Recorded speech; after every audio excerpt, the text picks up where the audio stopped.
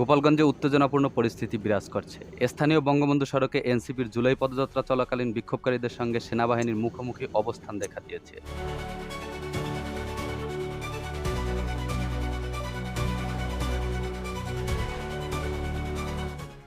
ছাত্রলীগ ও আওয়ামী লীগের সমর্থকরা সেনা সদস্যদের লক্ষ্য করে ইট পাটকেল নিক্ষেপ করছে। প্রতিক্রিয়ায় সেনাবাহিনী পরিস্থিতি নিয়ন্ত্রণে আনতে টিয়ারশেল ও রাবার বুলেট ব্যবহার করছে।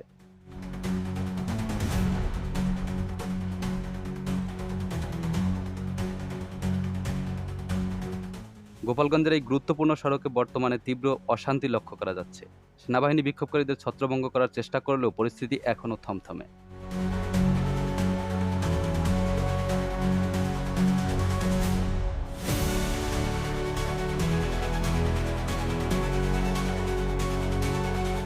স্থানীয় সূত্র জানাচ্ছে, বিক্ষোভকারীরা তাদের দাবি দেওয়া নিয়ে রাস্তায় নেমেছে এবং এই ঘটনায় উভয় পক্ষের মধ্যে উত্তেজনা ক্রমশ বাড়ছে।